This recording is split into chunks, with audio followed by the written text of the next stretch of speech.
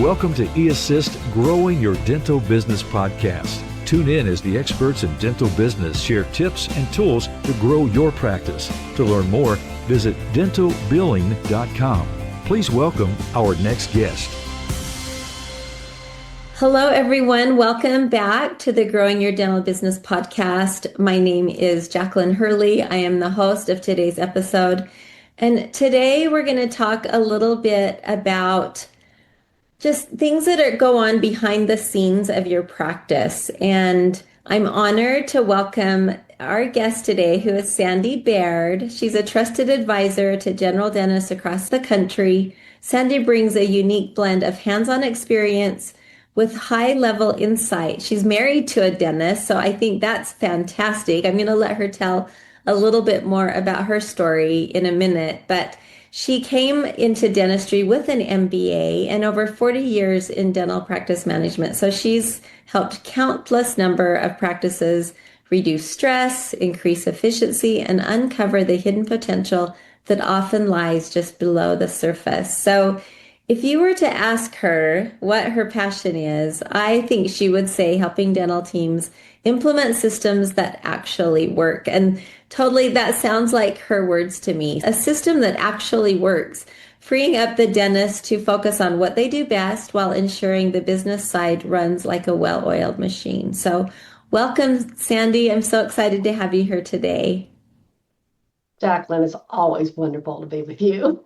You make life so much better. Oh, so you're so delightful. Well, my journey into dentistry started when I fell in love with a dental student. He hadn't quite started dental school, so I was 19 and I met him and we eventually married. And of course, I was dating him with him those whole time during dental school and his last year. So I remember those textbooks coming home smelling like formaldehyde from the cadaver tank and all that. So we were in the Army in Germany. He was a dentist for 3 years and I had our first child. And then we moved to where we practice, Sewanee, and a small town in Tennessee. And we set up from square one.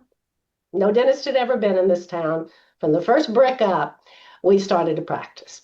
And we made lots of mistakes. Just the two of us, we had one employee. So we made lots of mistakes. So I started learning early on that I needed to go to practice management courses, which at that time didn't even have that name. This was in 1981. Linda Miles had just come on the scene. Literally, the first practice management courses were just being offered. So I just said, who can I talk to? Where can I learn this stuff? So the Hinman was the first time I saw Linda Miles, and she started me off. And those first few times I saw her, I knew right then that this is what I wanted to do. By that time, I was in my 30s with 3 kids, and I was Bruce's first employee, and I was his last employee. And so I knew early on that this is what I was working towards. I was a forestry major. So this was not my field, but forestry has a lot of business in it too. So it kind of dovetailed there. And so in my 50s, after the kids all left, we were still practicing. I decided to go back and get my MBA because I felt like if I was going to advise other practices on how to run their business, I needed to learn how businesses were best practices run. So I went to school to learn best practices in business because I was already kind of aware what worked for us because we had made so many mistakes. We learned the hard way, but you figure it out. And what always impressed me was that there were so many dentists. All of our friends were dentists. Everybody we hung out with were dentists. They all talked about the same problems, the exact same problems. And I'm just thinking to myself, this is crazy. Every one of us is starting from square one without knowing what the heck we're doing business-wise. Sure, they're great dentists. And so I went and got my MBA with the practice. I was still running the practice, and we sold the practice in 2010. So we did the whole cycle. We practiced over 35 years, and I was with it the whole way, and I did just about everything down to clean the toilets, plant the plants, fix the computers. You know how it is when you were in a small Yeah, solo practice. sure. That's the way it is. So then, as soon as Bruce retired, well, actually, about 5 years before he retired, I opened my business and started helping other dentists help prevent them from making these same mistakes and get on the fast track to being successful earlier in your career, instead of having to make all these mistakes to get to the point where you now think, huh, I'm getting ready to retire and I finally figured it out. So that's was the whole mentality behind what I do, why I do it. And of course, I love working with dental teams because it's been my life. It's been my life. And I've slept and ate with a dentist for almost 50 years, and I know a little about dentists. So that I hope that answers your question, Jacqueline. It does. I love it. You do definitely learn from your mistakes, and I can see the passion behind not wanting other people to have to go through that whole mistake learning process like you guys did. And so I love that that's what you became, was a dental consultant. So when you say all of the dentists had the same initial problems as you did, what do you think was at the top of those problems? Lack of operating systems, lack of knowledge of how to run a business, like lack of knowledge of how to hire people, how to vet people. I mean, back in our times, you just have a nice woman who walks in and she says hello and she smiles and you hire them.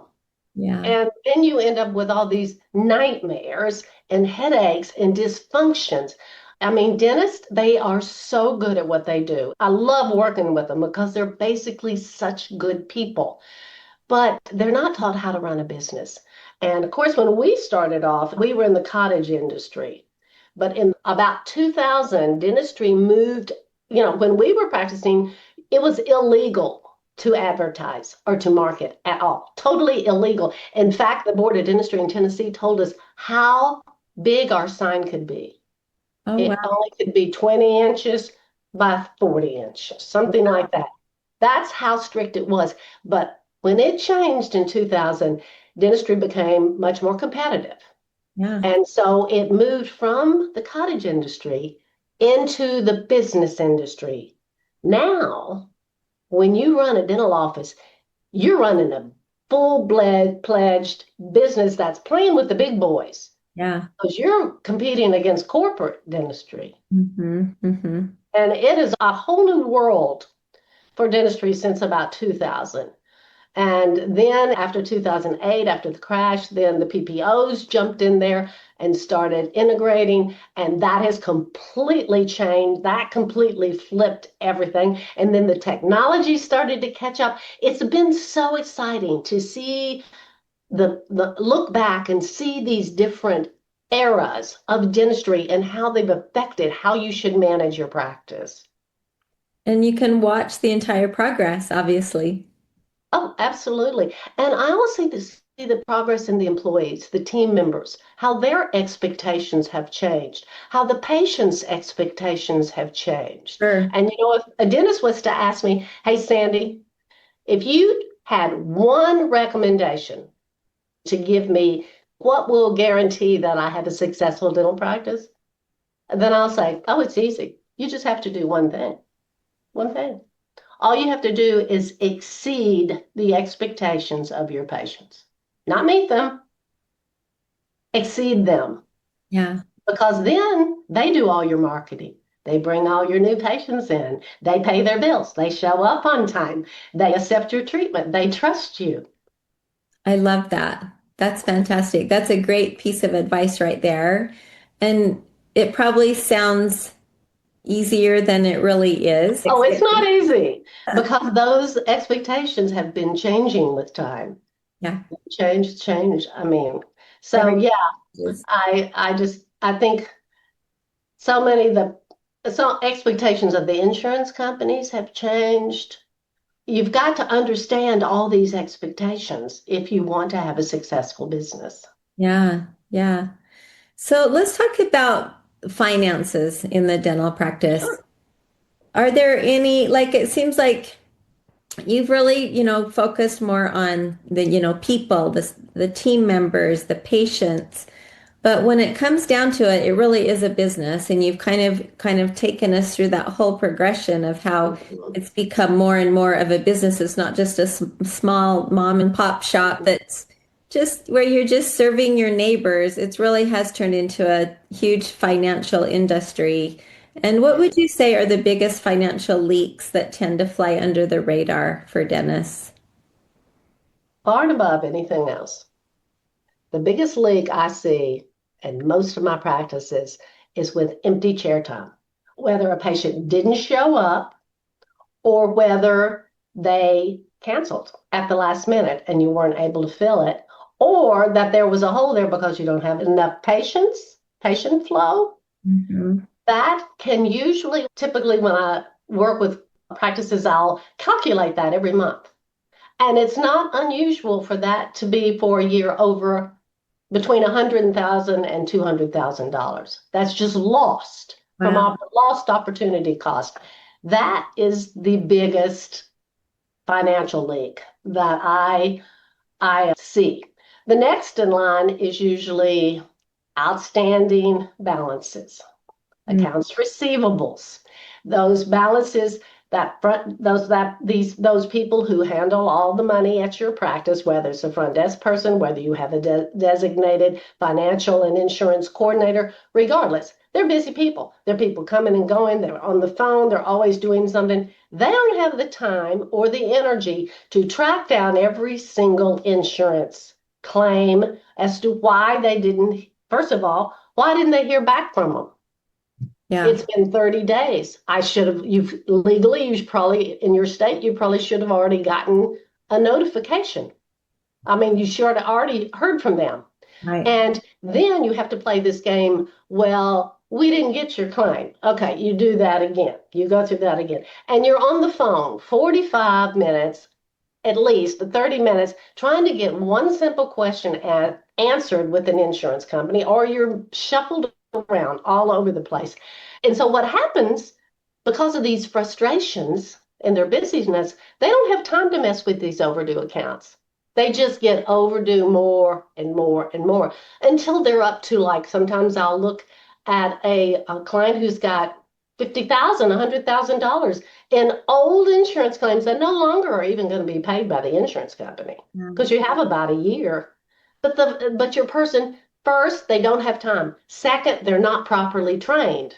If they knew all the nuances of the insurance company, they wouldn't have to resubmit and resubmit. And no, we need this x-ray. No, we need this panel, blah, blah, blah, on and on. If they already had that knowledge, but they can't because you're dealing with what, 50 different insurance companies, maybe you know, in your practice, some people, at least different plans. It may be not 50 different insurance companies, but each employer has their own plan, and you're expected to know that. Right. And those kind of things are just almost impossible to keep up with unless you do it full time and that's your job. Yeah. So if you were a front desk, what would you say the number one priority is for that front desk person? Well, there should be, most practices at least have two front desks. One should be the patient scheduling and coordinator. That's the person who greets, that's the front desk, what we call the front desk person who greets the patient, schedules a lot of the appointments, checks them in, checks them out. I mean, answers the phone. Generically speaking, that's what they do. Then you have the checkout person, or what we call the financial and the patient and the insurance person, who checks people out, takes the money, collects the money, enters insurance payments. And of course, bigger offices will have more people just because their volume is bigger, but it's essentially the same jobs are being done. And then there's a treatment planner who does.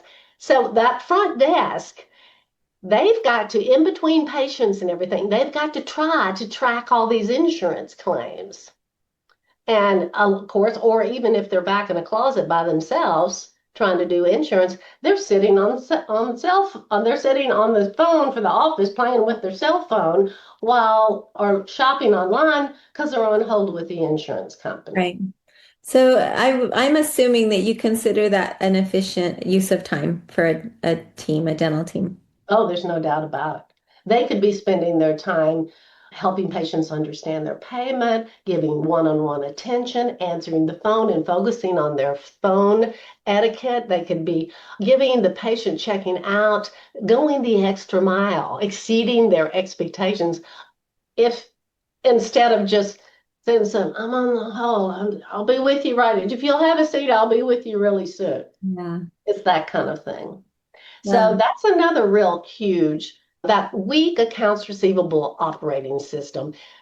Insurance is part of that. Collecting on insurance is part of that. Collecting overdue accounts is part of it. But if you don't have a written and trained accounts receivable operating system, your front desk are just spinning their wheels and they're not going to be able to collect as much. I mean, nowadays, accounts receivables, just in the last 5 years, has changed considerably. There is a whole different way of doing accounts receivable that's much more effective. And very few of the practices I work with are familiar with it. And it's through texting. I think a lot of practices waste tons of time printing statements and sending emails Yeah. because emails are not read anymore. There are too many of them. People don't read them. Even my dentists don't read them, a lot of them. But texting with a link to pay is really the best practices now. But there's a whole process to it. It's Right. not just sending it once. There's a whole process. And if you don't train your team to do this, they're going to be wasting their time, and your money. Yeah. And they'll get frustrated too. I think also another source of financial leaks is that end of the day process. So many practices don't have a well-defined end of the day reconciliation system. So a lot of the x-rays and panos and everything they do on a day basis never get entered into the computer. Oh, wow. They just get forgotten. And so if you don't go through, I think on the average, between like 10 to 20% of the procedures done back in the clinical area never get entered in the computer. Wow. And They don't. that's a key piece, especially to those claims, Yes. submitting clean claims. That's a big piece of the puzzle when you're trying to get paid, when the dentist is trying to get paid what is, due from that Oh, visit. so I think that is a lot of the financial leaks that end of the day. And, you know, I think that also another financial leak is poor fee management. People who aren't analyzing and balancing and adjusting their fees in a best practice manner so that they're balanced and do it on a regular basis instead of, oh, I think I'll make my crowns a little more expensive than they are now because my buddy at the study club told me he's charging this much of the crown. So I'm just going to up that price. And what happens is your fees get all out of whack and you're losing money on a lot of things, and you might be making money on one or two things. But that poor fee management system is another area that I see a lot of dentists losing money, basically. I mean, How often is regular, would you say? the recommendation is once a year to kind of and to consider your raise, and the dental industry will publicize what they recommend actually. The ADA, a lot of the consultants and economists that work in the dental industry will do some recommendations. Yeah, I And know we work a lot with Practice Booster, which was Dr. yes, Charles Blair's that is organization. actually one of them. That's right. Yeah. And so typically it's an annual increase unless the cost of living is negative, which, Lord, I just don't see that ever happening. Right. Right. Yeah. Because if the cost of your supplies goes up and your employees go up, you Sure. can't keep those fees the same. Sure. Absolutely. Yeah, absolutely. So that's huge too. So those are some of another big one. Another big one is recare. Oh, okay. Let's talk I about cannot tell you how many people on the average, like for instance, you need to know how to calculate your net new patients. You get let's say you get 30 new patients, okay? Mhm. But your active patient base is 2 years, 18 months. Those are the people that are really active in your practice. Right. Let's say you get 30 patients, new patients, but 40 have expired out of the active because they've never been reactivated. They've just dropped out of the system. They don't have a recare appointment. You haven't seen them in 2 years. So you've lost those. So essentially, you are negative 10 new patients right there.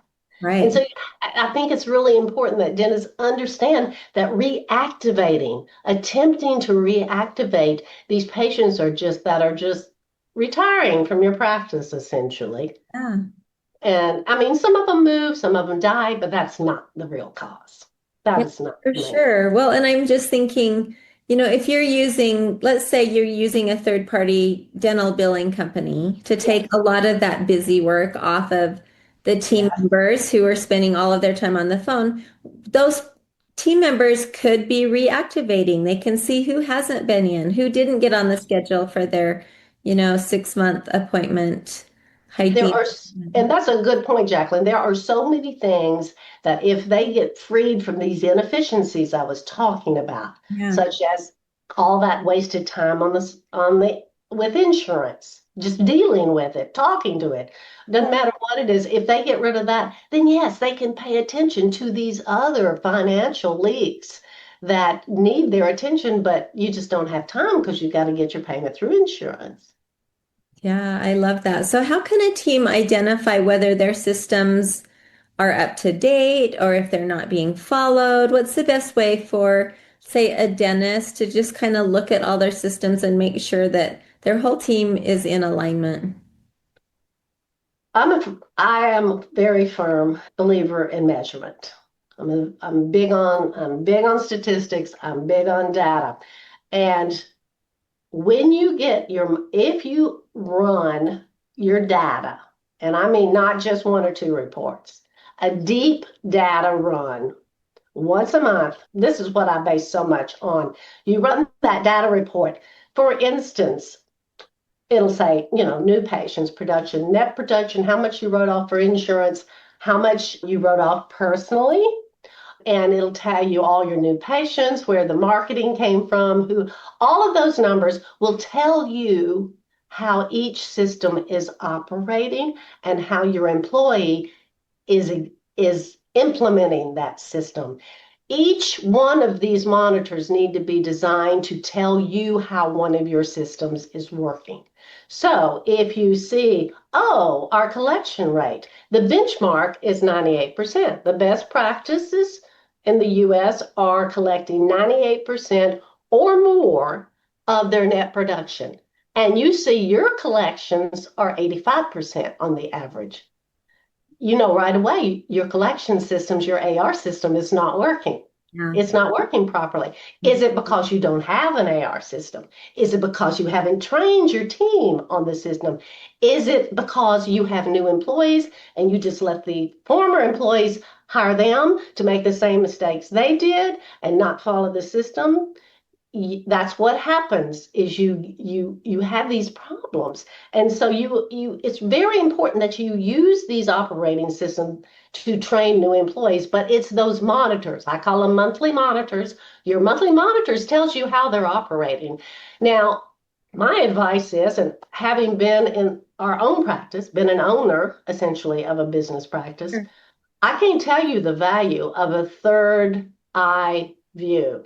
I almost called my business the third eye because dentists and their team members, and I was just as guilty as anybody else, are too deep in the woods to see the forest. Mhm. They need to get someone who has specialized tools and abilities to get in there and help you see what you cannot see. Uncover these financial leaks, uncover these inefficiencies, introduce tools. And I'm not just promoting myself. There are a lot of people in this country that can do this. I'm just saying that it is so easy to get lost in the weeds Yeah.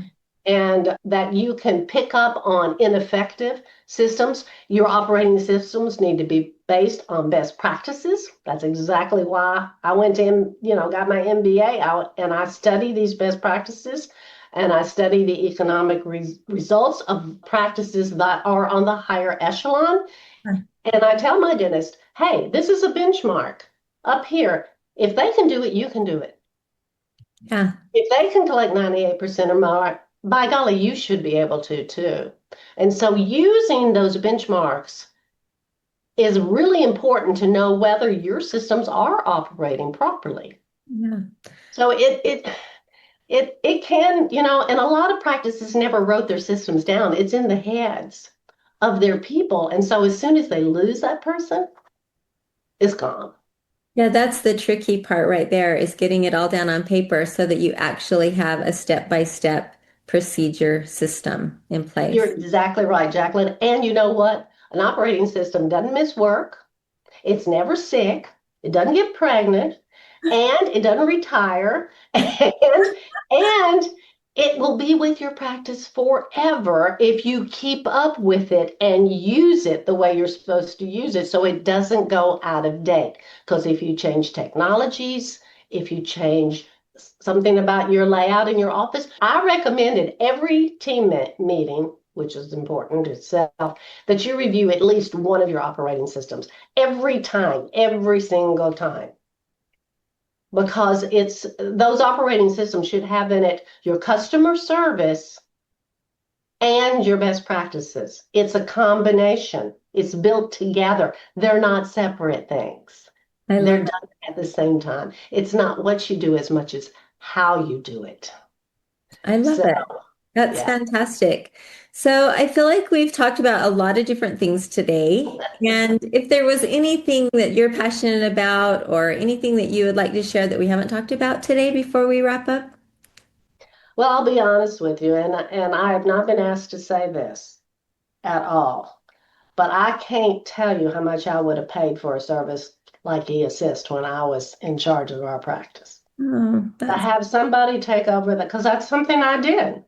yeah, That was what I did. And I tell you, it is so frustrating and it's so maddening because insurance, they have their games. They have their games and they compete and make sure it's really hard for you to compare one with the other. But I will tell you, I would have paid a lot of money for something like eAssist.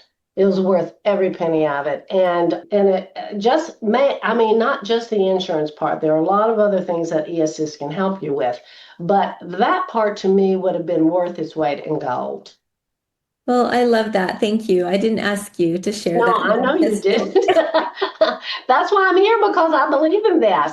I wouldn't be here otherwise. well, I think you believe strongly in having good systems in place. And I know that you put patient care at the top of the list when Oh, it comes absolutely. to the priorities of a dental practice. And I think eAssist is just there to assist in that, right? And that's exactly right. Yeah, they're in the background, but they're doing important work. And one of the most important things that I tell my dentist about having something like eAssist is that if that insurance and financial person leaves, you're going to have a gap where you're not getting paid Right. until you get a new person in there, unless you've really done some serious cross training. And I mean serious, because understanding insurance is not a 1 day training thing at all.